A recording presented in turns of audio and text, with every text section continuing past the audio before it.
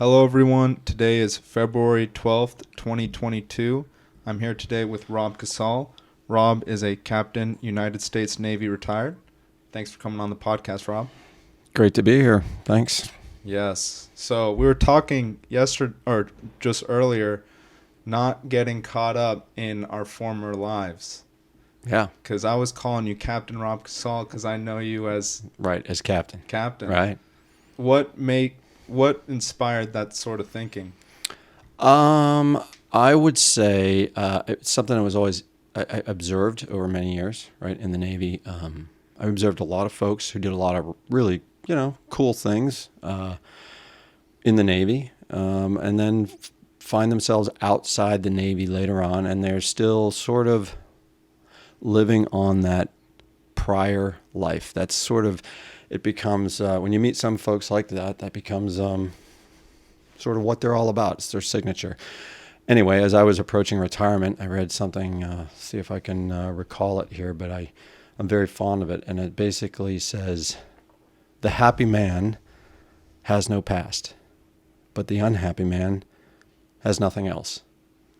And I thought, wow, that's pretty profound, right? The happy man has no past. It means the happy man is never looking back. He's never looking back. He's never living on what it was or how it once was or what life was in the past. It's a terrible way to approach life. Yes. So I'm a big look forward. And so folks like yourself who used to work for me, you just call me Captain every day. Now you call me Rob. I'm totally good with that because that's who I am now, right? Yes. All right. Wow. Rob. Okay. Yeah. So that is something that you've noticed in the military. I know that retired professional athletes also face this same thing. Like Tom Brady is no longer going to be cheered on by tens of thousands of people next season. Yeah, maybe even tens of millions. Tens of millions. Yeah. And that's kind of he can't live in the past. He has to just move forward. I agree. But you have to find that other thing. You have to.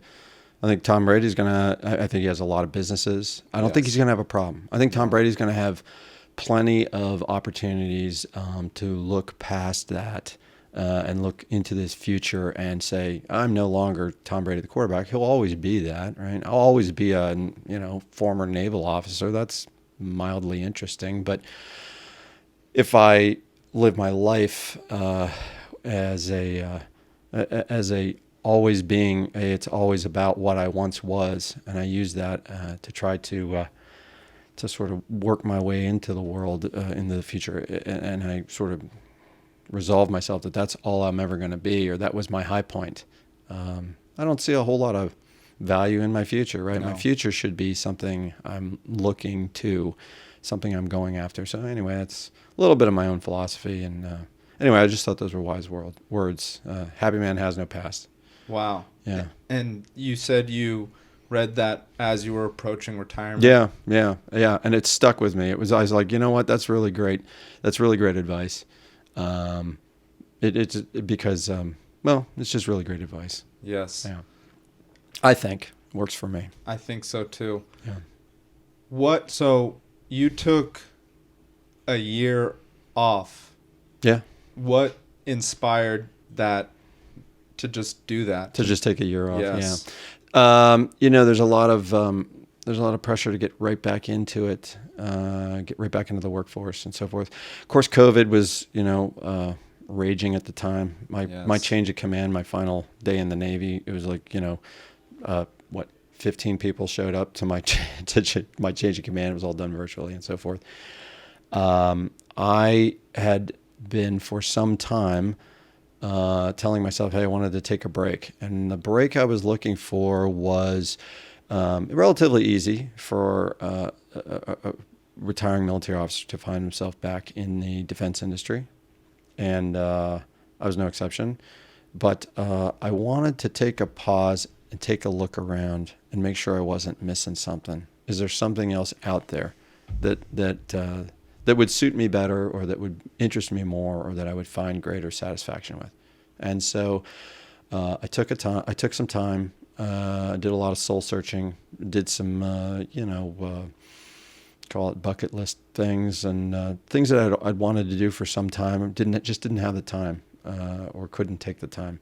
Did those things, and anyway, I think I really think it helped, and I guess I would encourage anybody who's having that sort of call it a midlife crisis if you want, but it was a very valuable opportunity. I recognize it as a single point in my life where I could take a real break between jobs and just think about what's it all about. What do I really want to be? Do I want to retire full time? I guess I could, or I could take a small job, or I could take and I looked into a variety of different occupations that I really kind of took a look at and had to decide, but I decided on my own terms that no, I don't think that's what I want to do. Nice. Or, that's another thing. I want to look at that. I don't think that's something I'm going to do for a whole variety of reasons. A bunch of them didn't work out. Anyway, ended up moving on. Anyway, so I'm back at work and enjoying it, really. Nice. What were some of those bucket list items? So last March, a buddy and I rode a train up to Seattle, and we took our bikes and packed them up with panniers. Those are like saddlebags, and rode back to San Diego. Took us a little over 3 weeks. Slept outside a lot and slept in Motel 6s a bunch, but it was a little bit tricky because of the pandemic and so forth. And March and April, a little cold in Oregon and Washington. It was a little wet and a little cold, but it's something I'd wanted to do since I had left college in like 1991. I mean, I used to want to ride my bike on some big adventure, and I never had an opportunity because I went and joined the Navy instead. So wow. Yeah. What college did you go to? I went to Penn State. Penn State? Yeah, I grew up in Pittsburgh, and after high school, I went to Penn State up in University Park, which is in State College, right in the middle of the state of Pennsylvania. Okay. It has the football team logo is a panther, blue and white. It's Nittany Lion. Knee line? Nittany Lion. Yeah, the Nittany Mountains. Penn State Nittany It's a little Lions. piece of the Appalachians is the Nittany Mountains that run through central Pennsylvania. I think I got my geography right. Anyway, they call them Nittany Lions because they used to have these mountain lions that lived in the mountains around central Pennsylvania. Okay. So they were the Nittany Lions. I don't think that once in a while people see a mountain lion up there, I think still, but it's pretty rare. Rare. Yeah. Okay. Yeah. They used to be all over? I guess. I don't know. All right. I suspect we've eradicated most of them, just like the mountain lions in Southern California here. Yes. Once in a while you hear of one, but anyway. They're not often. Yeah. There's we'll get back to your college experience, but there's currently a bear. So I told you before the podcast that I started archery hunting. Yeah. And there's currently a sort of litigation being presented to ban bear hunting in California. Really? Yes. Okay. And there's I went deer hunting last season and I didn't see a buck, but I saw bears everywhere. And, did you really? Yeah. Wow. Here in California? Here in northwest of Yosemite. Oh, okay. So yeah, I'm reasonably familiar with that area. I usually go hiking in the summer up in the Sierras. Really? South of Yosemite usually. Mm-hmm. Wow. Yeah, love it. Okay. No place like it in the world. South of Yosemite, which part? In Kings Canyon usually. Oh, wow. Yeah. I've heard great things. Yeah, if you go over the eastern Sierra Ridge, we usually go in a place called Onion Valley, and you can hike right over the eastern Sierra Ridge, and it's free of cell phone coverage and everything. So when you're really ready to take a break from work and life, you march in there. Wow. I used to tell folks in the office, if you need me, you'll need to send a posse with horses because you're not going to find me. No, I'm gone. Wow. Yeah. Do you do that? Do you like doing that, to go deep in somewhere and? Yeah, I love it. Wow. How often have you done that? I try to go every August if I can. Probably for the last 6 or 8 years. Wow. Yeah, there's something I would say is bordering on the religious experience when you go into the Sierras and you just see all of that, and you're off the grid and there's nobody around, and you can find little private lakes that you don't know how many, maybe a couple hundred people in the world have ever even seen it from the ground. It's hard to get to, but I just love that kind of stuff. It's great, and it is bordering a religious experience. It is. Those things are They're Yeah. incredible mountains. Oh, it's beautiful. And then the sky at night is you've never seen anything like it, right? When you look at the sky from the Sierras, it's something else. Yes. Yeah. Yes. Very, very clear. Yeah. Wow.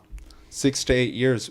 So what inspired that to start? I think it's in my nature. It's just something I'm sort of a that's probably why I joined the Navy. Yes. It's something I enjoy doing is sort of doing hard.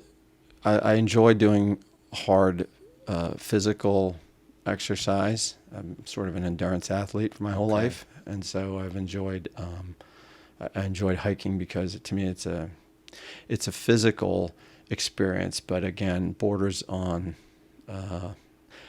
it's good psychotherapy. It's Yes. good, and it's borders on religious sometimes. I think Yes. I think you know what I'm talking about because you've done it. If you know what I'm talking about, when you go out and you're alone and you're working hard and so on and so forth, it's I don't know. It's just something I really enjoy doing. It's easy to get lost in your own mind out there, but it's I don't think enough people do things like that. I think our world is so engaged with all the cell phones, the computers, all that, all the media that we can. There's no opportunity for boredom, and I think that is not good for your mind. No.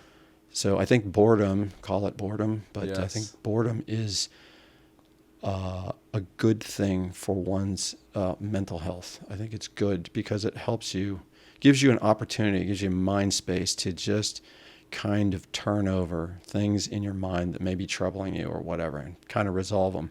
Anyway, that's my experience. That is a very interesting take because I've never heard it like that, but that's true. It's boredom. It's, not being, stimulated in that moment. What is the reason you say, I agree, being out hiking can be very boring. Going out hunting can be very boring. You're out there for 2 or 3 days and there's just not much going on. And that's the point.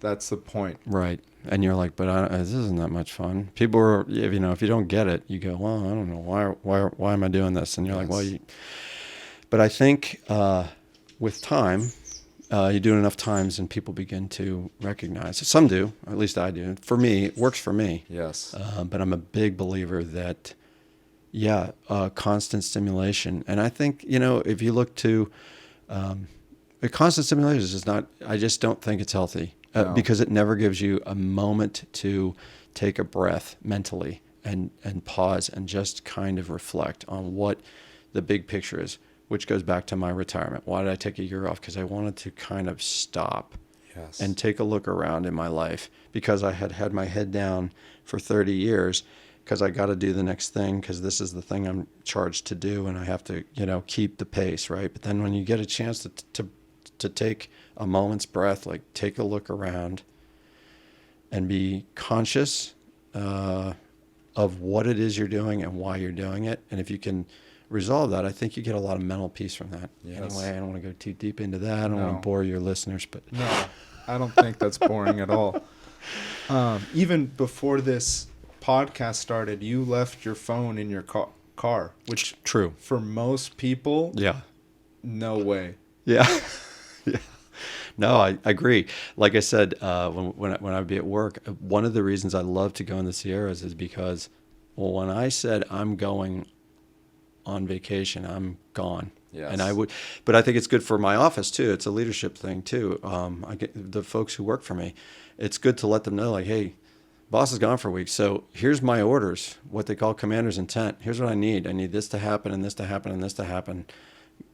Have at it, folks. You guys are the professionals. You know what to do. Go do it. You know what I mean? So, and don't call me because you can't. Like I said, you'll need a posse. You'll need horses to come find me. So, but it's really good because you wake up in the morning, you're like, oh my gosh, what's going on at work? Oh man, and you're in a tent, right? And then you realize like, there's nothing in the world. Nothing. There's no way you can communicate. You're off the grid. You're gone. No. But it's a forced discipline.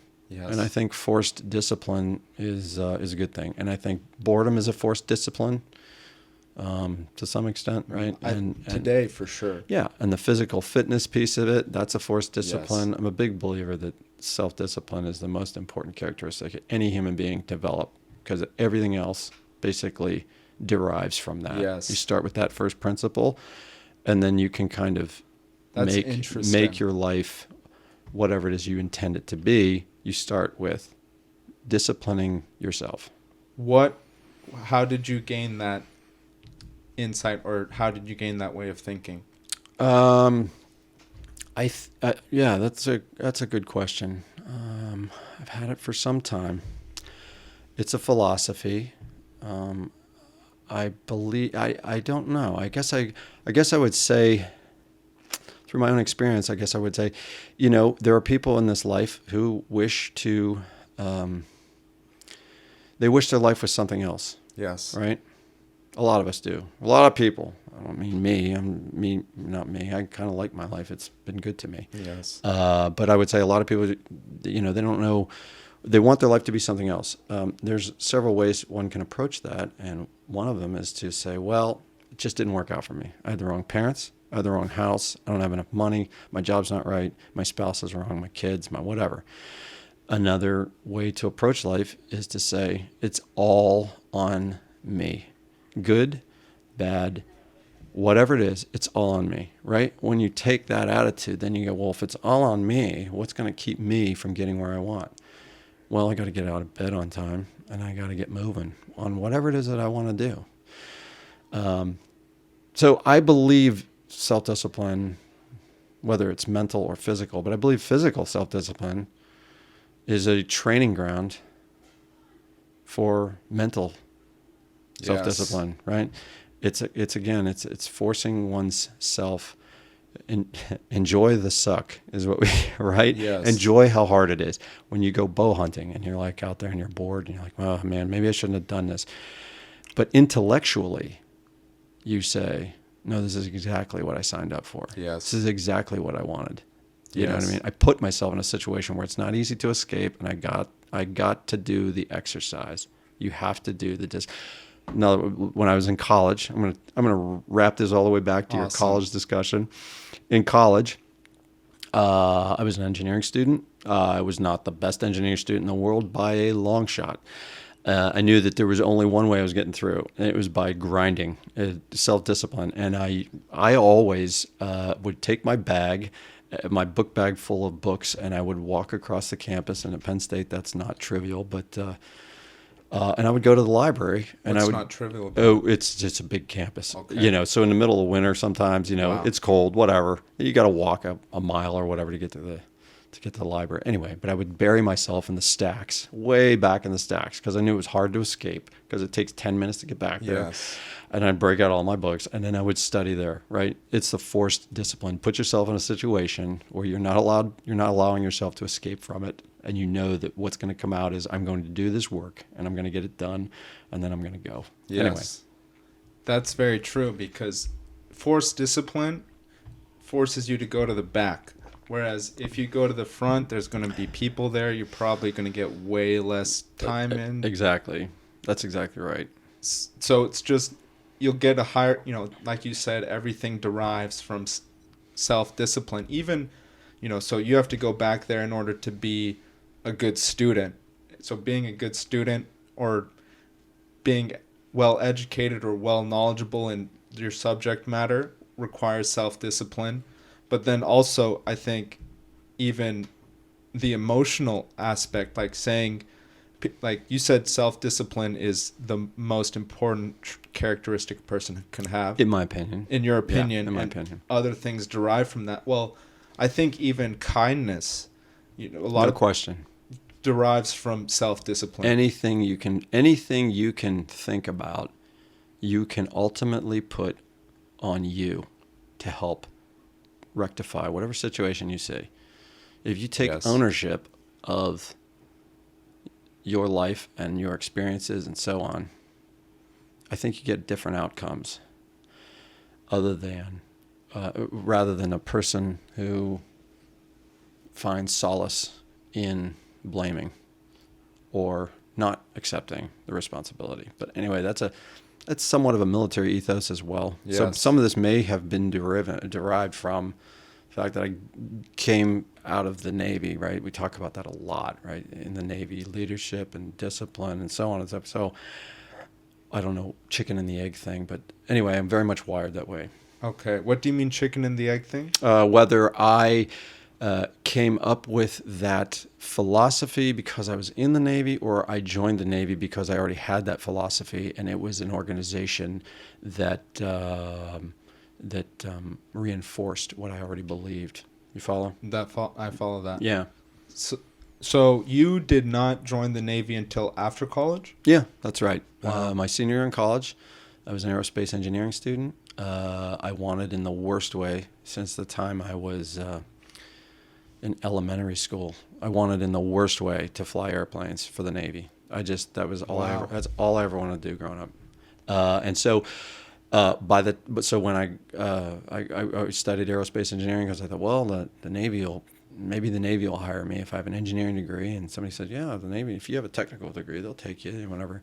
Anyway, so there was a Navy recruiter right there on College, I think it's College Avenue in State College, Pennsylvania. And I walked in and I said, I want to fly airplanes for the Navy. He said, take a bunch of tests and so on and so forth. And I signed up my summer. It took me, 4.5 years to graduate. So I went an extra semester. So that summer of 91, I signed up for the Navy, and I was accepted in late summer, fall. And I graduated in December, and by February, I was doing push-ups for the Navy. Wow. Push-ups. Well, whatever. Yeah, I went to aviation officer candidate school. Okay. In Pensacola. So that's how the Navy. They don't have that.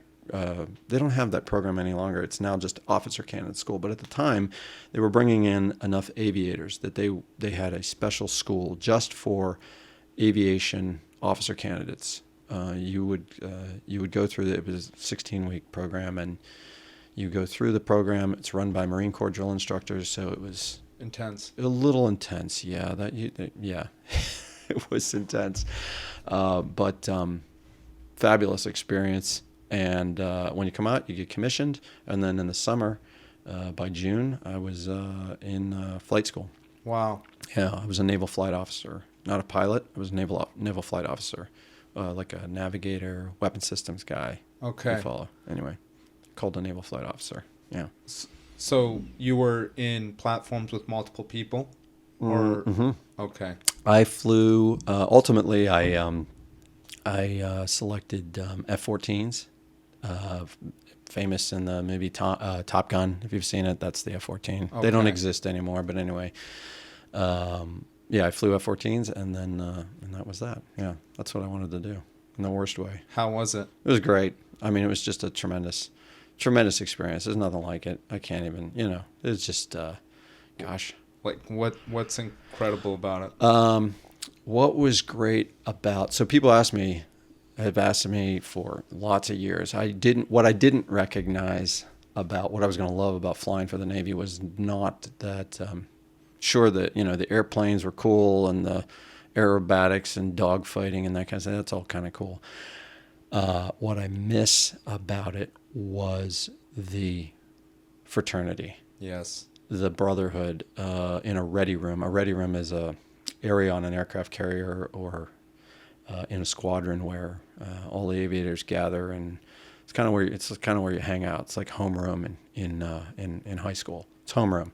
Okay. Everybody hangs out there, waiting to brief a flight or what have you. Right. So the fraternity, the brotherhood of, and it's not unique to naval aviation. It's certainly, there are fraternities in college, there are or sororities, what have you. Gatherings of people who are like-minded, of similar age, of similar bent, and have one unique mission that they carry out. And it's an experience that, to me, is priceless. Yes. It's something, it's the best part of having been in the Navy. So the airplanes were cool. That was fun. But it's the experience of the brotherhood. Yes. Hard times, again, we go back to the discipline, right? Suffering hard times together draws people closer together, and you get friends that are like none other. Yes, lifelong friends. Totally. For me, the best example is high school football. Okay. Uh, Totally get it. yes. Right? I didn't play football, but yeah. It's, we go through a pretty tough trial together, and then, my best friends from high school today are the football players. Right. Right. But that fraternity is priceless. Yep. And hard to replace now. Hard to replace. How old were you as a naval aviator?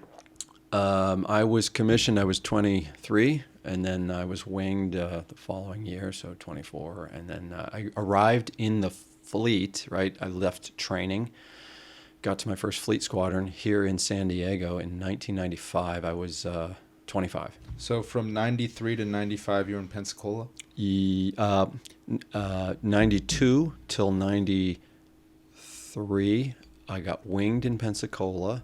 And then once you get winged, you go to another training squadron specific to your aircraft. I went to Virginia Beach, Virginia, and learned to fly the Tomcat, the F-14. Okay. And then at the end of that training, which was in January of 95, I finished training. Then they gave me orders to come out to San Diego to a West Coast squadron. So from the training squadron, there was a squadron on the East Coast and the West Coast. I don't want to bore you with all this, but 2 training squadrons, and typically the West Coast's training squadron would supply aviators to West Coast squadrons. In my case, it was just a little bit of an anomaly for whatever reason. I went from the East Coast. They're like, hey, you got to go to the West Coast. Wow. Yeah. Kid from Pittsburgh, and I was like, oh, San Diego. Worst, man. This is terrible. I've heard Southern California's all right. We'll see. Anyway, big surprise. Here I am, 30 years later. I'm still living here. I love it. Anyway. Love it. You're living here still, but not for too much longer. That's true. I haven't lived here continuously. I moved like 10 times across coast to coast to coast to coast to coast to coast to coast over my career. But eventually, I did come back to San Diego. Wow, it's a great city. It's a great city. Yeah, really is. It's not as. I mean, it's got some California vibes, but it's not the same city as Los Angeles or San Francisco. No, not at all. It has its own unique thing going on, and it's beautiful. It's a great city. It is beautiful. Hope we can keep it this way. Oh, we'll see. I hope so too. Yeah. There was something I wanted to ask. It was so 92 to 93, Pensacola. Right. 93 to 95, Virginia Beach. Right. And then 95, you come to San Diego. Yep. You're 25? Yep, 25. And are you in these groups of naval aviators from 92 to 95 and then beyond?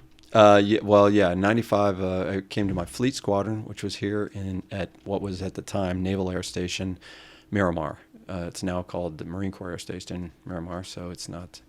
But it was a naval air station at the time, and it was the home of all the West Coast F-14s. So I was here. I got to my squadron, immediately went on a deployment on an aircraft carrier, USS Abraham Lincoln, and we went all the way to the Persian Gulf and back in 6 months and so on. And then we did a quick turnaround, which was only a year, where you do a whole bunch of training and get ready for the next one. And then we did it again. Only this time we went out on USS Kitty Hawk and again went out to the Persian Gulf and back. At that time in the 90s, it was all about the Persian Gulf, and before the war in Iraq broke out, it was trying to contain Saddam Hussein back in those days. And anyway, that's what we were doing. And then in 1998, then I was done with that and moved on. Wow. Yeah. So from 92 to 95, more so in the U.S. training. Yep. And then 95 to 98 in the Persian Gulf. Yeah, deployments and so forth. Yep. Okay. That's what we call a fleet squadron, where you're actually out in the fleet, actually operating, doing, whatever. Wow. Whatever it is we do, Yes. So would you say that the fraternity was strongest within the naval aviation groups that were actually out on deployment? For sure. Okay. Yeah, because it's a very unique situation, right? Because you're a bunch of 20 and 30 somethings. Yes. at that time, by and large, very much by and large male. Women were just beginning to come into service. We had a couple of gals in our air wing and in our squadron that were where I was just beginning, just at the very beginning of that. But anyway, but so we when you're on deployment, at that time there was really very limited email. Email was just getting started. And so that you were you're sort of cut off from the world, right? Yes. You're a little bit cut off, and you guys are living together on a ship, and you're doing dangerous work, and boy, nothing brings you together like, I mean, you got nothing else to do, right? You eat with these Boredom. people, and you're in the ready room, and you train and you work, and you go to the gym or whatever it is, but and then you're again, it's dangerous work. Our squadron was in fact, kind of famous at the time, unfortunately, for we had one of the worst safety records probably ever recorded for any squadron. And Wow. so in my first year, we lost 3 airplanes, crashed 3 airplanes, killed a couple people, unfortunately. But that changed the atmosphere. Yes. But it also brings people together. I mean, people were looking around like, wow, we lost people. So it kind of brings it home. Like, this is dangerous work. This is no joke, right? So anyway, that's all that lends itself to making tight groups. Yes. And so that to me was priceless. The again, that brotherhood and sisterhood, what have you, but mostly brotherhood. Most of these guys, it was by and large male. Yes. Anyway. So were those safety records affected by planes that were lost?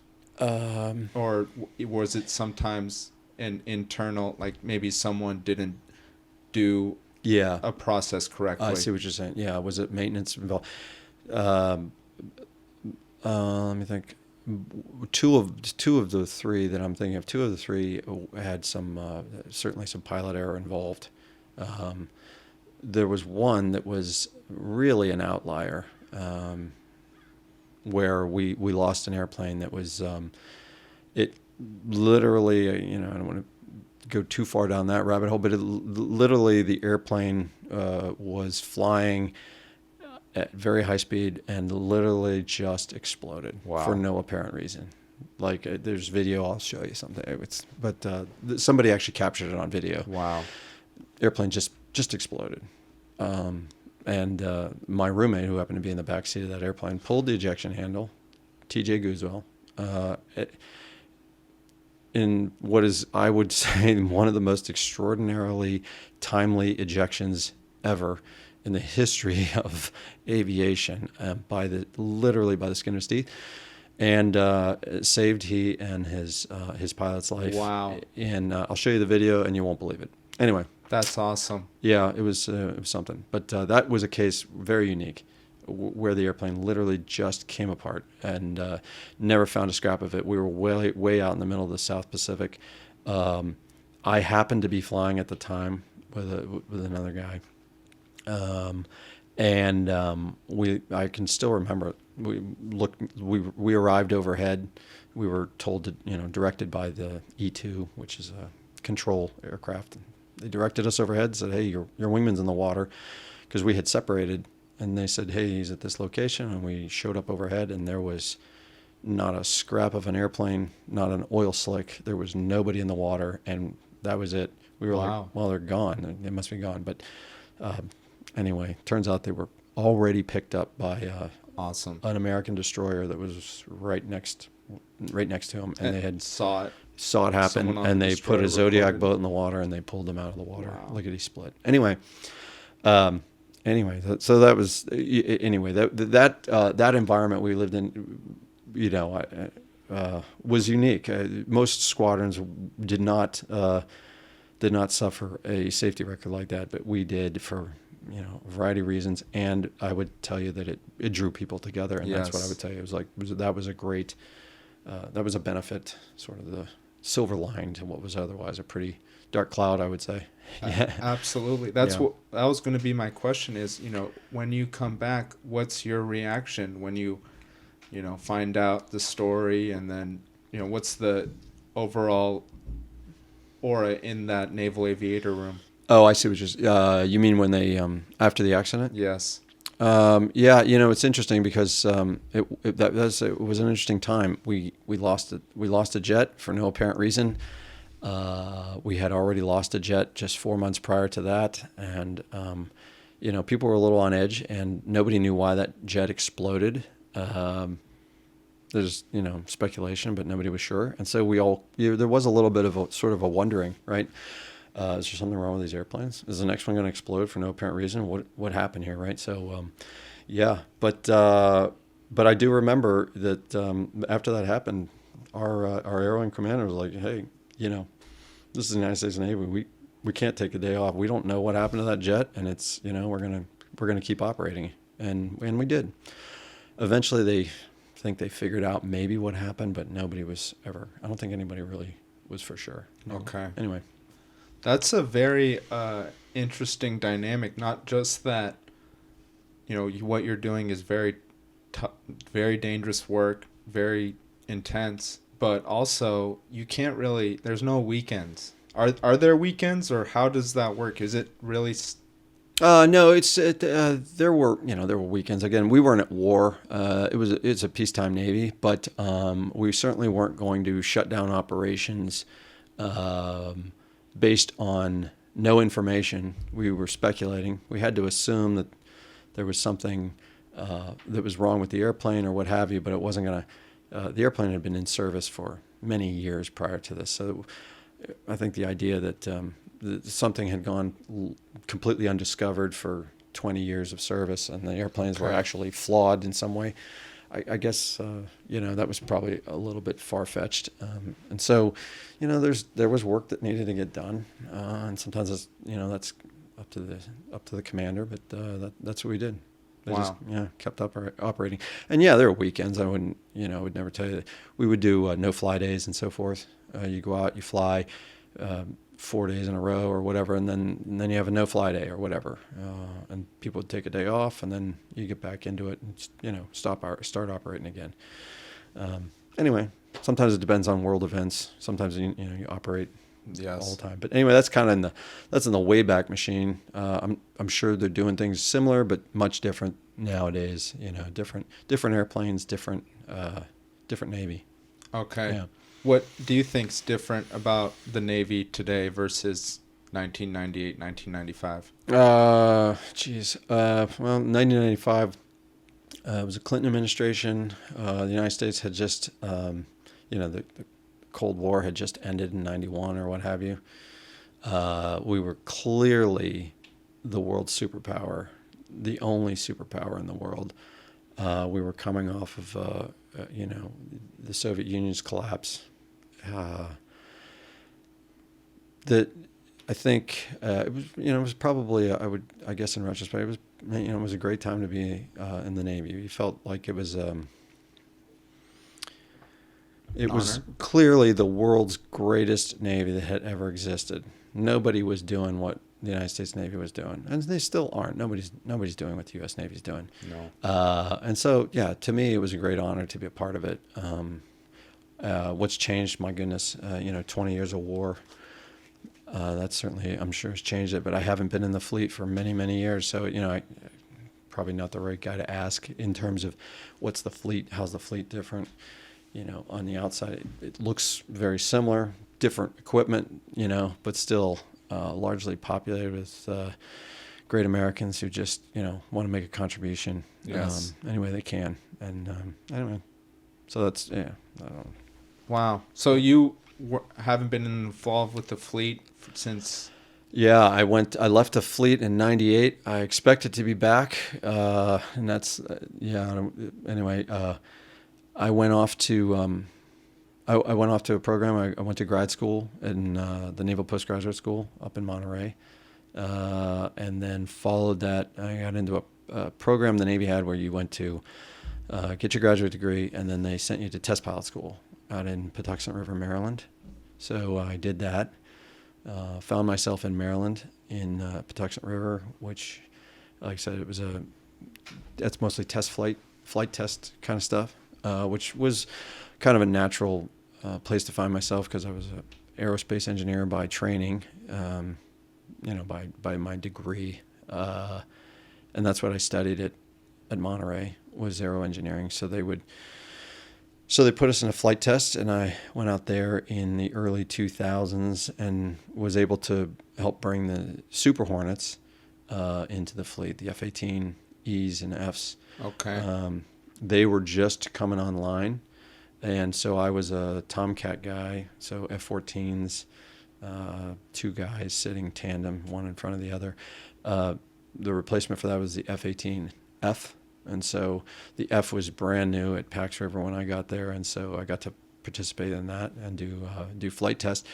And then I expected to roll back to the fleet, but for a variety of reasons, probably not best to go into that, but a variety of reasons. Anyway, I switched tracks and went into the acquisition world, which is flight test, program management, bringing new weapon systems to bear for the Navy on the business side of the Navy, if you will, worried about contracts and budgets and working with major corporations to bring airplanes or weapons or systems online for the Navy. And so then that was in around 2005 and 6, and then I sort of made that transition, and then I spent the rest of my career in acquisition. Ultimately ended up where you knew me as a program manager out here at Naval. Yes. Yep. It's a interesting relationship that the U.S. Navy has with the corporations. Yeah. Yeah. It's how do you think? What do you think about that relationship? So I think it's. I have some. I don't know if this is where you're going, but I'll tell you what I think about it. So the sort of a.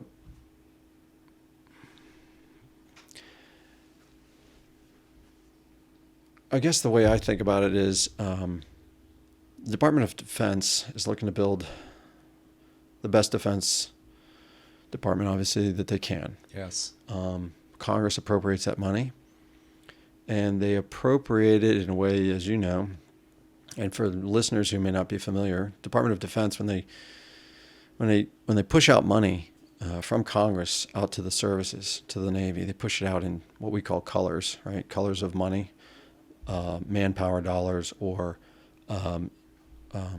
OMAN, which is operations and maintenance dollars, or procurement, which means I can go buy stuff with it, or R&D, which means I can go do research and development with it, right? So the money is very strange to those of us who are used to a free market with green dollars. You walk into McDonald's and you order whatever you want. You order the burger you want, the fry you want, the soda you want, and all the dollars are the same. Yes. I liken it to if you had to do it as the Department of Defense does it, you go into McDonald's and they hand you $18 worth of soda money and $5 worth of hamburger money and $10 worth of French fry money. And you go, wait a minute, I really wanted a big burger and a lot less Coke. I don't need a huge Coke, but you gave me too much Coke money, and I really don't. I wanted my fry. I'm a big French fry guy. I think that would be best. That's not how it comes down. It comes from Congress appropriates those dollars, and that's how they intend them to be spent. Now, Wow. They don't do that completely in the blind, obviously. But that's the nature of our democracy. What's smart about the way the Department of Defense works is they contract with industry, and then they hand those dollars, whether they're procurement dollars or what have you, to industry, and then the industry now can use them as green dollars. They go out and now they actually capture the power of the free market to come up with solutions to problems. If it was left up to the government to try to build things with appropriated dollars, it's very much like a socialist system. It's why the Soviet Union was broken. Yes. Is because they don't know how to allocate the resources that they have, right? So you end up with, what do we do with all this milk this year? How much yogurt should we make, right? How much ice cream should we make? How much whole milk? How much 2% milk? How much should we make? In the United States, we don't worry about that. We let prices make that decision. Yes. Prices tell people the information about how to allocate the resources. In the Soviet Union, they would tell you, you got to make this much yogurt. You got to make this much ice cream. And so at the end of the year, obviously this is just a sort of an example, but you would have a warehouse full of ice cream that nobody ate, Yes. and everybody be screaming for more yogurt or whatever, right? Because they allocated the resources incorrectly. That's, I think, how, in many respects, how Department of Defense funding kind of gets gooned up. But then they fix it by handing it to industry. So I don't know if that's where you were going, but that's just something I found to be, people say, well, gee whiz, this doggone contractor, they're trying to, make so much profit or what have you. And in many cases, I would say, well, it could be worse. You could have the government trying to build airplanes for you. That would be bad, right? As opposed to having Boeing build your airplanes. Yes. Boeing knows how to build airplanes, and Yes. they use the free market Yes. to do it. And they build exquisite airplanes. They're really, the government's not capable of doing that. It's not their role. Anyway, that's my 2 cents on that. Yes. That's interesting. I don't know, but I think it's interesting. okay. And a lot of people don't realize that, that relationship's really tight-knit, and that it probably serves the U.S. government a lot, beneficially, because we don't want them determining, creating airplanes. They might create a poor airplane, and Right. then we want Boeing to create it. That's an industry. They're going to... Correct. Let the market. Yes. Let the market create. The market is very good at creating things. It's amazing the things you don't know you need until something in the market tells you you do, right? Somebody created it. If it lives, it must be good. Yes. Because somebody's buying it. If they weren't buying it, it would die, right? Yes. That doesn't happen in the government too often. No. If there's bad programs or whatever, they just continue. So anyway. In California, I mean, maybe not necessarily, but there's a demonization in some sense of the free market and corporate greed. What do you think about that? Because with the free market, like, the prices should fix themselves. These corporations that don't actually have any value should eventually be, like you said, die off. Mm-hmm. And it's interesting because it seems we're shifting towards that sort of mentality where government should be taking care of many things. Mm-hmm. And what do you... I tend to lean sort of big free market guy, only because I've read a lot of economics, and I think history would tell us to be very careful with too much government control, right? Yes. All you have to do is study history. It hurts my head to think that there's even decent people, all good folks, making a case to lean harder left towards a socialist economic model, given, for example, what we know about Venezuela. 20 years ago, Venezuela was a thriving free market in South America. It was the richest nation in South America, and they, right now you have people bartering for food in that country, and they live on top of an ocean of oil, and it hurts my head, right? Because it's like there's more than adequate resources, but they don't have a system that encourages productive people to go get that oil out of the ground and go sell it. And they don't have markets, and so not, they were bartering for food in the last year. It's tragic, right? Yes. But it's an extreme of example, but it does highlight the problem with those sort of systems. I believe. What so as a naval aviator, as a member of the U.S. Navy, I think there's a unique opportunity to travel the world more so than other Would you say more so than other branches of the military? Yeah, to some degree. Yeah, I think that's probably fair. Not necessarily fair, but not necessarily true, but it's a fair, reasonable assessment, I guess. Okay. It's what we do, right? We go to sea. What are some of the notable, experiences you had abroad, that you notice differences between what you see at home and what you see out in other countries? Yeah. So at the time when I was traveling in the fleet, I would we went to Hong Kong a few times before it became taken over. It was still a British colony or Yes. protectorate or whatever it was at the time. So it was very much a crazy, it was just like any other first world thriving free market capitalist city. Anyway, Hong Kong and Singapore, and saw some of that. Went to Australia a few times. In the Middle East, we went to a bunch of different ports. Dubai. Before Dubai, I guess I haven't been back to Dubai for many years, but at the time it was just kind of coming into its own. It was like, wow, this town is getting big. Wow. Yeah, there was a lot of money there. So we went to a lot of different ports there. One of the more interesting places I got to go briefly for, was we did an exchange at one point with members of the Pakistani Air Force, and so we had a few Pakistani officers come out to the aircraft carrier, and myself and a few others got to go in to Pakistan and fly MiG-21s with the Pakistanis. That was a notably really interesting day for me. It was probably one of the most interesting days in my life in the Navy. It was flying over Karachi, Pakistan in a MiG-21, and so that was kind of cool. But what was interesting about it? The fact that it was even happening. Like, what am I doing in Pakistan? I can't, I'm a kid from Pittsburgh. Like, what am I doing in Pakistan? Why am I flying with this, lieutenant colonel in the Pakistani Air Force? Wow. What am I doing in a Soviet designed, fighter plane over Karachi, Pakistan, which I couldn't have found on a map before I went. Anyway, so that was kind of cool. Yes. Other places, I've been to Europe a few times, mostly as a program manager type, as an acquisition guy.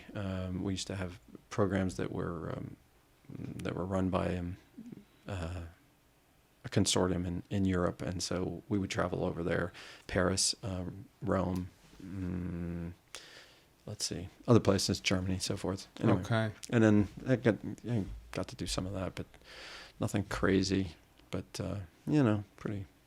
It was good for me. I enjoyed it. What was going abroad as a program manager like? It was interesting. We had it's a program still out there. It's called MIDS, Multi Function Information Distribution System. It's basically a data link mostly in aircraft, but now it's in ships and other. But basically, it permits different units, whether it's an airplane or a ship, to report their position to all other units. And then what they see on their radar, they can report that as well. So it all shows up on one big common operating picture. Everybody gets the same picture of what everybody's looking at. So even if I'm flying in a fighter plane and I turn my back to the enemy, I can look on my display and I might see where those targets are behind me, because somebody else who's on my link is reporting their position. Does that make sense? That makes sense. Yeah. So that was what MIDS does. It's a great technology. But anyway, Link 16 for folks who are familiar with that. But it was Link 16. It was interesting working with. There was a company called Euromids that was stood up by the 4 European nations that were part of the MIDS international program. It was Germany and France and Spain and Italy. So those 4 countries and the United States, and the 5 countries worked together to build these boxes. I think they're still probably building them. I think they are. Anyway, the U.S. has 2 companies that were competing to build those boxes, and then Europe had set up their own company called Euromids, that was building the boxes, and it was interesting working with them. It was just a different business environment than I think that we were used to in the U.S. A little bit more laid back, a little bit less hungry. Yes. Let's say it that way. But great folks. Americans we're a working culture. Yeah, we're an uptight bunch of people. How? Yeah, we work. I think there's something to that. Yeah, I think we work really. There's a lot of people who say, "Well, Americans are working too hard. They work too hard," and maybe that's. I don't know. It's not such a bad thing to be. No. Imagine if you don't work too hard, right? Because then you'll get run over by people who are working harder than you. Yes. I suspect. I don't know. And you don't want to get run over. No, neither figuratively nor literally. No. Right? Yeah. Yes. All right. It's we can possibly, work ourselves too hard, but then that's when these, instances of boredom, every August we go to the Sierras to, be bored, to cut off from all these stimulus, or, Yeah. it's same with me, August or September, because that's great time. Great time. Yes. It's beautiful. It's beautiful, especially up in the elevation. Yep. It's warm, but it's not too warm, and there's no mosquitoes, and No mosquitoes. Yeah, it's no place like it in the world, I think, probably. Yes. Anyway, So you're moving to Charleston soon. that's true. Yeah. Wow. Yeah. How long have you been? So you said for the last 30 years, you've been moving from the east Yep. to west, but you've eventually came to San Diego. Right. When was that? 2014. Okay. Yeah. Well, we came back in 2006. We left in 2011, went back to Patuxent River in Maryland, and then we came back in 2014, and we've been here in San Diego for the last 7 years. 7 years. Yeah, going on 8 years now. Wow. What's drawn you to South Carolina, Charleston? My company that I've signed up with has offered me an opportunity to come back to Charleston. My wife has been interested in Charleston for a while. We've been talking about it. She's, after the Navy, maybe we should go to Charleston. And I thought, well, I'm up for an adventure. Let's give it a shot. So the company I'm with was willing to take us to Charleston, and so I said, well, let's do this. This is a good opportunity, right? Because now that we've been in San Diego, almost 8 years, that's as long as I think I've lived anywhere since I've been an adult. So wow. Yeah, so I get restless, I think, and I think my wife probably does too. And she's a Navy wife for 25 years, and you get restless. You're like, oh, what's this all about? I can't do this for 30 more years. I mean, I love it, but I love San Diego, but why don't we go try something else? Nice. Yeah, I always said the worst thing the Navy ever made me do was move, but the best thing the Navy ever made me do was move. Really? Yeah. Wow. Yeah. Forced discipline. Again, it's about they force you to get out of your comfort zone.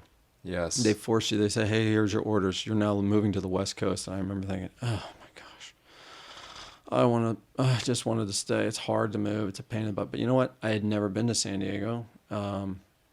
I would never have been. I would never have experienced it. It's a great, great city, great town. Completely sort of broke me out of my my worldview on whatever it was. I'd always lived, pretty close to home or East Coast. Anyway, it was great, So you sometimes I think you have to consciously make that leap and say, I'm going to go do this. And then you do it, and then once you sign up for it, you're like, well, I guess I got to go do that now. Gosh, I don't know what I was thinking. Yes. So that's when they said, hey, you want to come to Charleston? And my wife was like, yeah, let's give it a try. I was like, okay, we're going to do it. Boom, we'll do it. Wow. And I'm like, oh, man, is that what we want to do? And I'm thinking, no, that's good. Okay. When you get that uncomfortable feeling, like, man, this could get, we don't know anybody there. I always like to think that that's what you're supposed to feel before the big adventure starts. You're supposed to be a little uncomfortable. That's what an adventure is. Yes. If you're really comfortable all the time, you're probably not living any adventures. So No. If adventure is what you seek, some people don't want adventure. Yes. Some people want steady Eddie. This is what I want. This is what I know. This is what I want to do, and that's good too. But that's not me. That's awesome. After 29 years in the Navy, a lot of people, that's a lot of discomfort throughout that time. And for you to still seek, discomfort, that I find that to be very refreshing, or at least something worth noting. It's just a lot of people, self-discipline hasn't run out for you. Well, it was part of what I discovered when I took a year off was that I'm looking for something. I'm not sure what it is, but here's a company. I don't know anything about the business world. I'm going to take a job with this company. I'm going to learn about business. I'm going to move to Charleston. What's that going to be like? I have no idea. But to me, that's exciting. Yes. That's looking forward in life. That's preventing, like, hey, I was in the Navy. I'm here in San Diego because I was in the. That's cool if that's your cup of tea. But I'm like, hey, I'm going to go be a business guy, and I'm going to go work on the East Coast, and I'm going to be in Charleston. I've never lived there. That'll be fun, and I have no idea what the future holds there. But I'm excited to get started. Yes. Yes. Yeah, it's fun to kind of sometimes throw your hands up and say, all right, fate, make it happen. Let's see what happens next, It is fun. It's not easy. It's a safe fun, right? Yes. Just, nobody's going to get hurt, No. but it could be a little painful, moving is it's traumatic and there's a lot involved and so forth. But yes. But yeah, we've done it. We've done it a lot of times, and I know what I'm in for. I remember saying when it was the last time I moved to the West Coast, I said at least 10 times as we crossed the country, I said, my stuff is never crossing the Mississippi River again. This is it. I am never doing this again. But like anybody who runs a marathon or does it, right, you always say that at the finish line. You say, I'm never doing that again. And then a year later, you're on the starting line and you're trying it one more time because you forgot how much you missed whatever it was that what you were getting from it. You miss it. Absolutely. Yeah.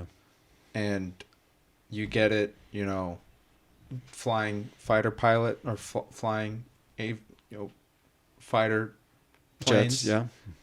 You get it from leading a group of individuals in an organization towards a common goal. And now, even in the business world, by immersing yourselves in new experience. Yeah. Yeah. It's exciting for the future. For me, I find it exciting. I like it. That's awesome. Yeah, I'm really looking forward to it. So you just alluded, made a analogy to running a marathon, and you said you were an endurance athlete. Mm-hmm. What were some of the sports you played growing up? Oh, I was a runner all the way. Yeah, I had always wanted to be. I don't know why I was drawn to it.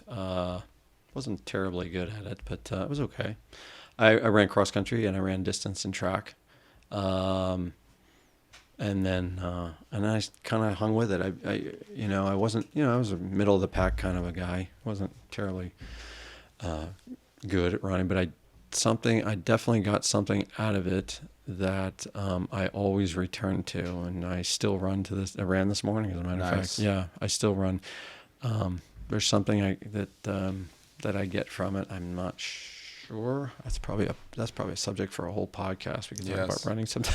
Let's we can get into it now. But okay, that's up to you. You're driving. What do you listen to music while you run? I sometimes. I used to not. I used to, again, force discipline. Your listeners are probably bored for me saying that, but it's true. It's true. I used to say to myself, there's value in doing the run and learning to enjoy how much it sucks, right? Yes. Right. But then, a couple years back, I did start getting, as I got older, now I'm 52 now. So, running, it gets, you got to go slower and you got to go whatever. You got to run differently now. Okay. But I run long, but I run slow. And, but what gets me out there a lot of times is I've been turned on to like podcasts and stuff. Wow. Not unlike this one. And just going out and just listening to a podcast. Because I realized most runners would appreciate this comment, is that, over years and years of running, it's funny how when you are talking to a person, if you're going out for a run with a friend and you get a good conversation going, you can go through an hour-long run and you don't even, when it's over, you look like, what just happened? Did we? Just Oh my one like gosh, we that. just ran like 7 miles. Like when did that happen? You know, and you don't even notice it. I've noticed that if you listen to music, also time seems to pass.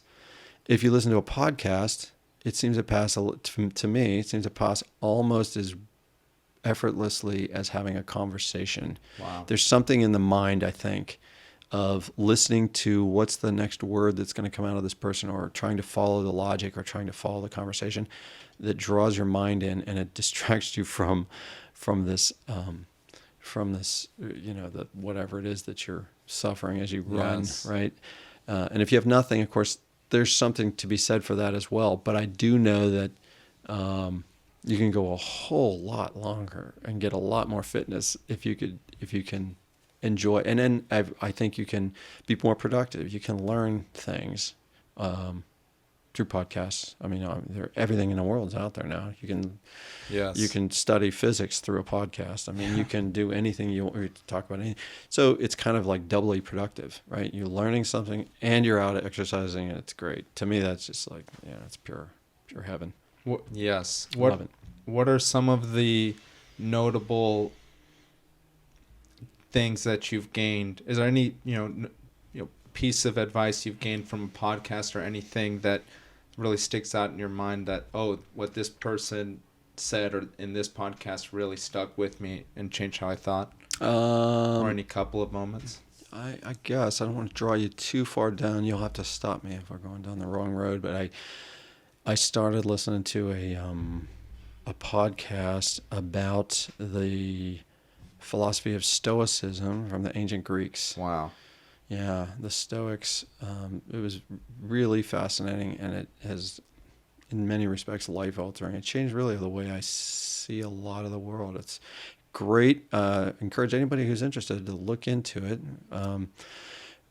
Marcus Aurelius, the Emperor of Rome, wrote a famous book called Meditations. It was actually his personal diary. It wasn't a book. It was his personal diary. And after he passed away, they read it and they were like, oh my gosh, is this what the emperor was thinking? Oh, wow. This guy had some heavy, and it's just wisdom that is just, I don't know. I found it to be extremely helpful. Yes. Because as I understand it, the Greeks of the ancient times, philosophy was a study intended to help people to cope with the world. What happened in the 20th century, I think, is it got corrupted by academic philosophers and mind games and so on and so forth. And I think a lot of the therapies that you hear people going into are based on things that ancient philosophers were talking about. This is a better way to see the world. See it this way. If you think about the world this way, it will help you cope. Because everybody, whether you're 2,000 years ago or today, people have difficult times. Life can be very hard. How do you deal with that? The Greeks were trying to solve that problem for the average man, and they were teaching it to people. I struggle with why we don't teach some of this stuff to kids today. Yes. Everybody says we need more therapists. Maybe we do. Or people can self-therapy to some degree. Yes. Right? There are people who need outside help, but there are a lot of people who I believe simply need a mind shift. They need to rebuild the framework in their mind of what it's all about and how the universe really works and who's in charge and what can you control and what do you not control and how do you cope with that. Yes. And that the Stoics, Seneca, Marcus Aurelius, Epictetus, these guys wrote books about this stuff, and it is amazing to me. My big aha moment was that why am I 50 and I'm just now hearing about this? Where have I been my whole life? I've been an avid reader and I never stumbled upon it. But anyway, I don't know if you've read any of that, but I'll tell you that there is a lot to be found in their works, a lot of wisdom about how to deal with life as everybody knows it. It's a interesting ride, but sometimes you don't know how to cope. And they give you, they gave me a lot of food for thought. So you asked about podcasts. I'm telling you, I found a podcast that really really worked for me and got me into reading about the Stoics and so forth. And anyway, it's great stuff. That is great stuff. And I think one of the I have read Meditations. Oh, have you? Yes. Okay, good. It's awesome. Okay, can I stop you there for a minute? Yes. Yeah, I would just caution your listeners, if you look into the Meditations, you have to get a good translation. It comes in, people have translated it many different ways. Really? Yeah, I read it and I was like, oh, this is unbelievable. Where it outlined it and highlighted it and just full of like, wow, this is just brilliant. Where is it? And then I happened to be on a trip somewhere and I just wanted to kind of look it up on my phone, and I was able to download it for free and so forth. And I looked at it, I was like, what? Some of this is familiar, but so the translation matters. How it gets translated really matters. To get it into like English, if you're an English speaker, to get it into the English that we understand, as we, you know what I mean, and have somebody translate in a way that's meaningful. That's important. Yes. But man, there's some tremendous wisdom in there. There is tremendous wisdom, and one of the most incredible things is it was written, 2,000 years ago. Oh my gosh! And even with cars and computers and fighter jets, it's still applicable today. It's amazing. And what's really amazing, if you want to dig in a little bit, is like, to me, the emperor, Marcus Aurelius, was again, the book was not written to be published. He had no intentions of publishing it. It was his own private diary. So it was for him only. And so to think that somebody in his time was thinking at a level of sophistication, which by modern standards is kind of like, you go to training, you'd have to go to training, and you'd be a psychologist, and you'd have to study all these, interesting methods and so forth to sort of, how do you cope with this and how do you see the world and so forth. And he had read Seneca and he had read Epictetus, and he knew about these things, and he was reflecting on himself. And it was just amazing to me what an amazing leader he must have been. Yes. You could see him struggling with, how do you deal with this? But it was all about, how do I live a virtuous life? Anyway. It's incredible, too, because his power could have easily been corrupted, too. Oh, yeah. Yeah, no shortage of corrupt Roman emperors. No. Yeah, he was notable for not being. I think that's fair to say. And probably lived a better life in the end. I mean, you can never know that, but these practices, I feel, even, another emperor, gets riches or whatever sort of greed can bring. Right. It doesn't satisfy the overwhelming need that we have as human beings. Right. And that's really what it's all about in Stoicism. Right? Yes. It's all about the only thing in life that you truly control is your own virtue. Yes. And so, everything else is temporal and it's corrosive to the mind. Yes. Right? If you seek the next biggest house, best vehicle, best this, but it's not about the stuff. Yeah. No. Yeah. It is corrosive. Another thing relating back to this that is corrosive is, and that Stoicism, highlights, is what can you control, and blaming, like you said it, if we blame someone else, they might have done something that hurt us, but there's blaming them isn't going to change us being hurt. Correct. And really, it's just corrosive to the mind and just a waste of time, because, they might have done something wrong, but it's not going to be positive for us in any way to just obsess about it. Right. It's for our own well-being to just realize what we can't control, find the things we can control, and be self-disciplined enough to keep on going after it. That's right. And the Stoics would tell you that it's not the things in the world that cause you trouble. Your troubled mind is caused by you and how you reacted to that thing. Yes. Whatever that was that someone did to you, the fact that you got upset about it, that's on you. Yes. You don't have to do that. If you control your mind, they like to say, many men have controlled empires, but few men have controlled their own mind, right? So it's something to aspire to. I don't certainly pretend in any way to have mastered any of that, but it is a philosophy for those who find it interesting. It's worth looking into. The Stoics were trying to help people cope with hard lives 2,000 years ago, and they wrote their books. And there's a lot to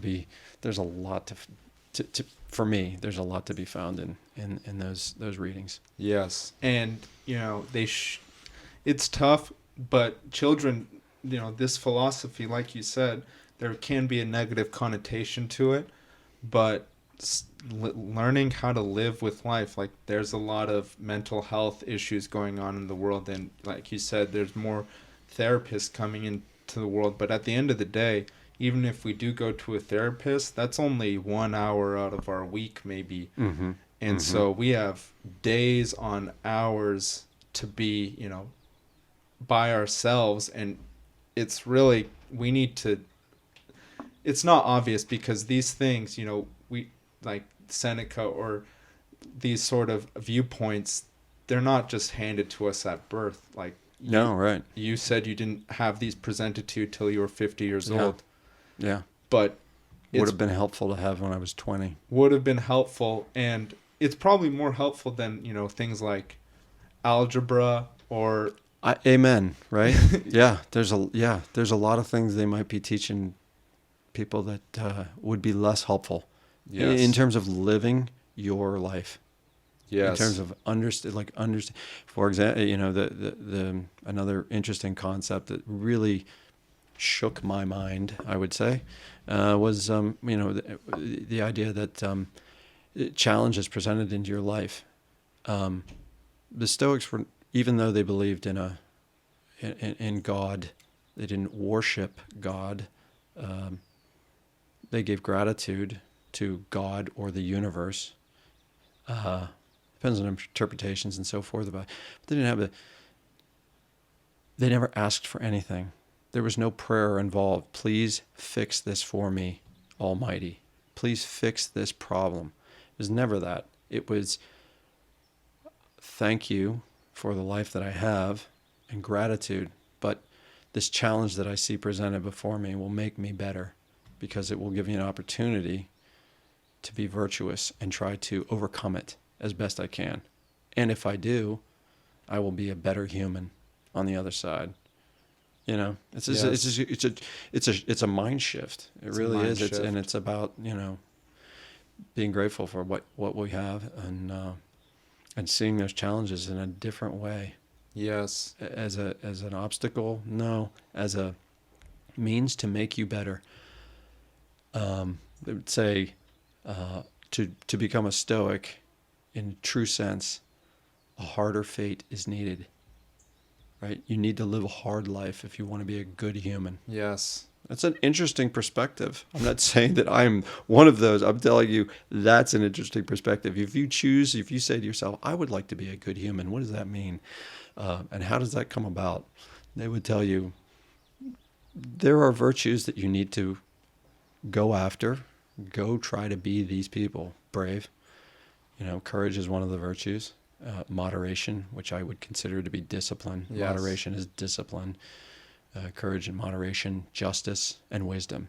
Those are the four kind of cardinal principles. And you should seek those, and those will give you not happiness, because that, to me, that's another thing. I don't know that happiness is really what we should be seeking. Yes. The Greeks talked about eudaimonia, which is really more of a satisfaction, to be satisfied with life, to be, happy to be here, full of gratitude. I don't know. I just think it's a tremendous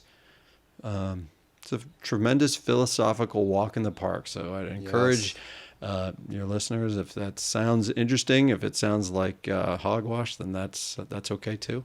But for me, that you asked the question, so that's where we drove to. That's awesome. Yeah. So that's. I definitely don't think it's hogwash.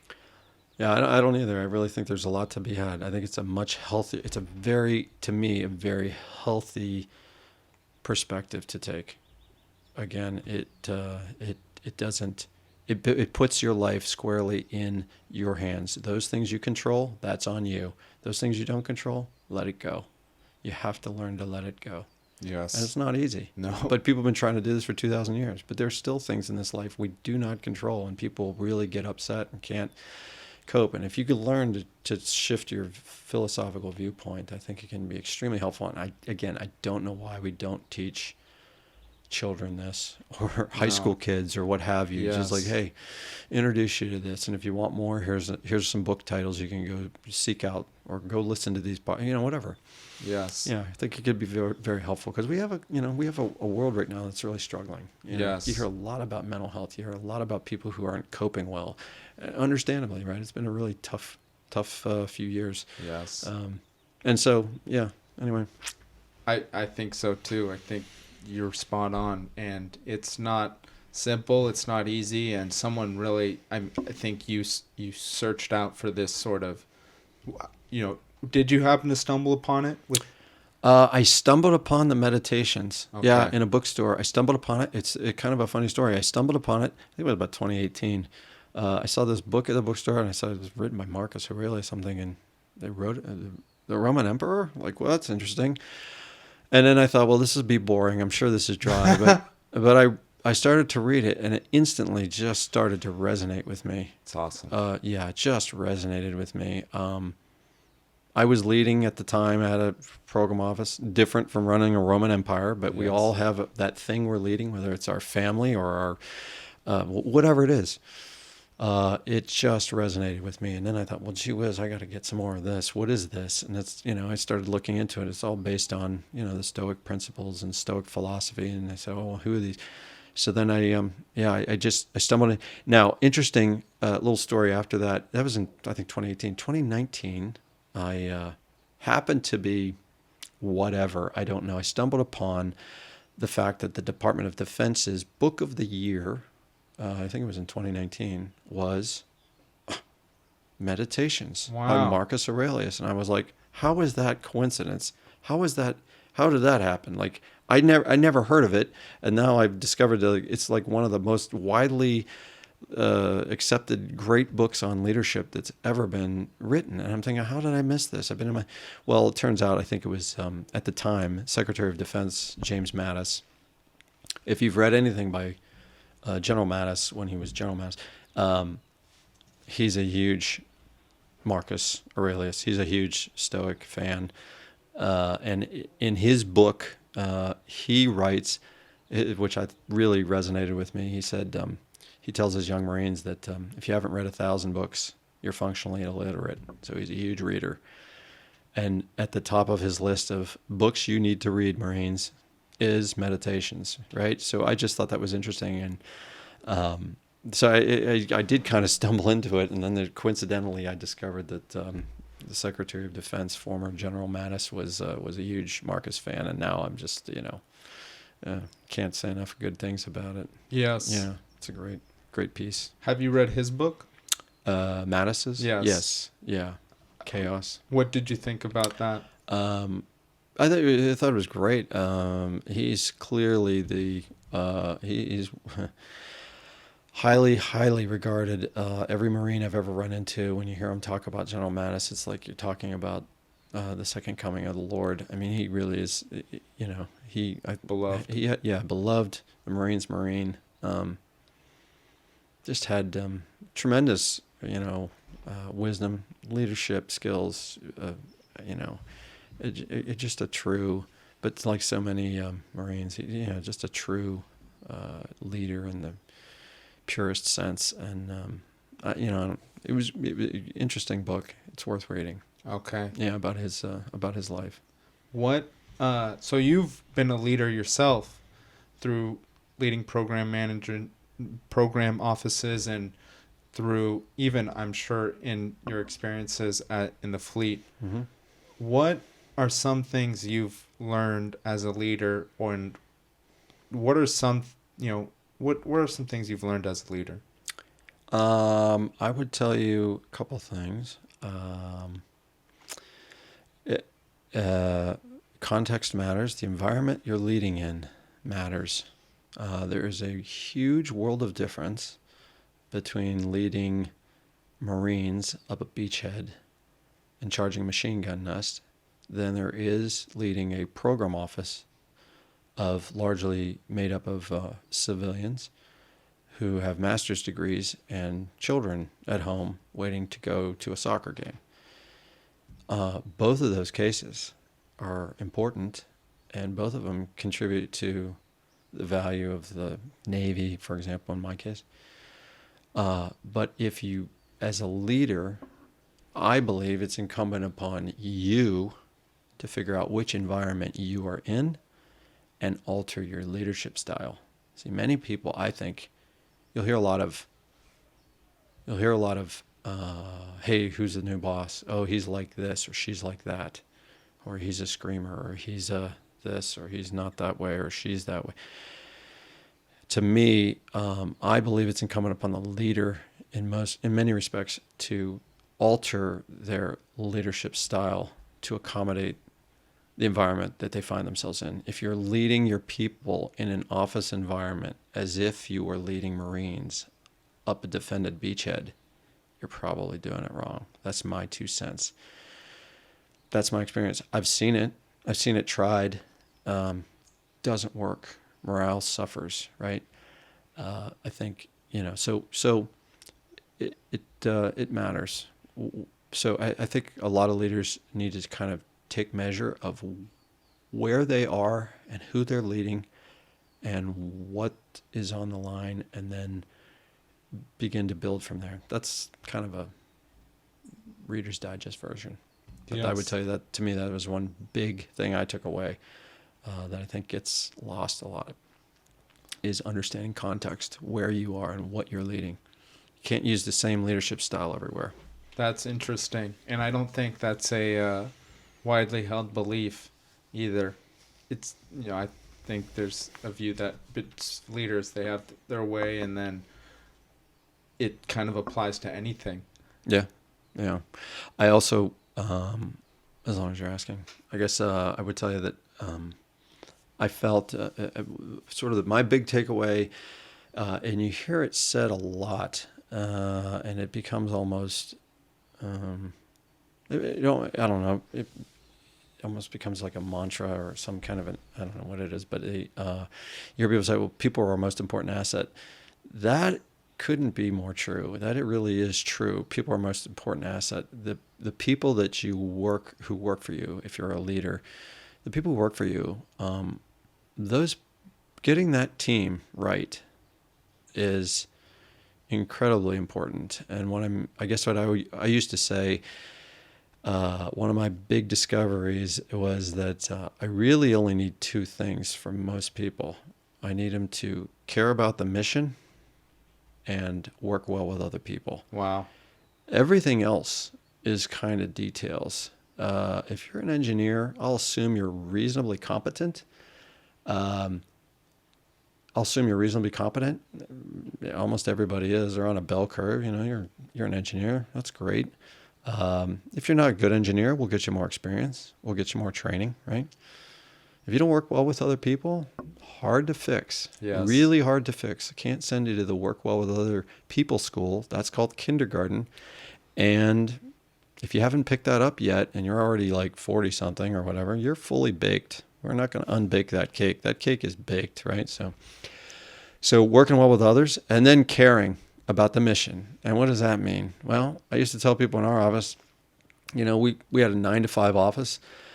If the boss is calling you at 7 o'clock in the evening, that's me. If I'm calling you at 7 o'clock in the evening, look, I recognize it's a terrible time to call, so you have to trust me on that. But if I'm calling you at 7 o'clock, I need you to pick up. Like, I need you, right? And if you're blowing off the boss at that point, it's like, man, I need you to care more, right? Yes. So sometimes I tried to be very, very careful about doing that. And, in my business, it's rare that I had to do that. But there were some times I called some folks on Christmas Day one time because we were having a full-blown like emergency, like things needed to get fixed. And I had some great people, and they never hesitated. Pick up the phone, Christmas Day, and I'd say, gee whiz, so sorry to call you. I know you probably just opened up presents and the kids are running around. I said, like, I need this. This is the situation. This is what we need. And it's due, has to be done tomorrow, or literally 3 and 4 star admirals are going to get involved and they're going to blow the place up. Like, I need your help. Anyway, so, given caring about the mission and working well with others, those are the two, to me, those are the two critical things. And if you can get people who do that, I'll assume you kind of understand like your business. Like if you're an engineer or you're a financial manager or you're a janitor or whatever it is, you probably know your business. Yes. I'll trust you got that. The other stuff is intangible. I can't fix. I need that. So I used to pretty much interview almost everybody who came into the office just for those, kind of try to see if I can pick up on some of those traits and try to get some intel. Hey, this person easy to work with, because you hear about that, and it's terrible. If you get people who can't be worked with, it's corrosive. Yes, it'll destroy the unit, whatever yes. the unit is, whatever your unit is. That's really a good, interesting, and I think easy to handle framework for building a team, because you can't know everything about all the fine engineering details or all the details of financial analysis and management that, what do you know how to use this sort of functionality in Right. this? Right.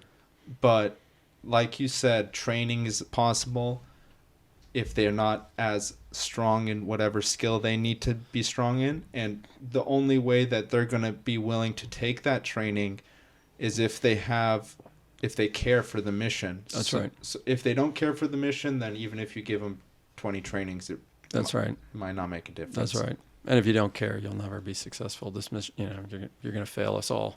Yes. Right. So, yeah, that was a big takeaway for me. But I kind of started kind of figuring that one out, and then as the more I said it, the more I started to believe my own story. I was like, you know what? I think there's something to that. Like, everybody who works well with others and cares, man, they're unstoppable. Yes. They're unstoppable. They'll do anything. You can just, and like you said, can't know all the details. So you have to trust your people. And how do you trust your people? You know that they care about the mission, and they work well with others. They'll figure it out. Yes. Yeah.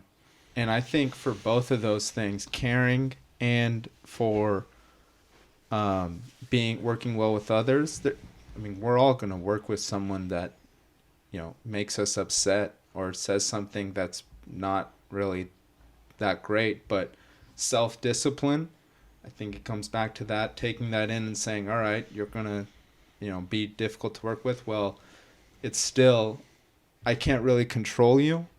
It's in my best interest, because like you said, people who work well with others and care are unstoppable. So it's not like,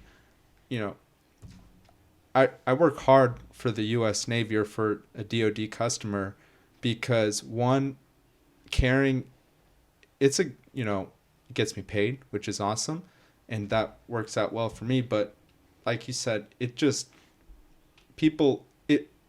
benefits us in the long run. And benefiting the team, working towards a collaborative environment, it's, we're helping out the organization. The organization is progressing forward, but we're progressing forward with that organization. And it's not necessarily obvious.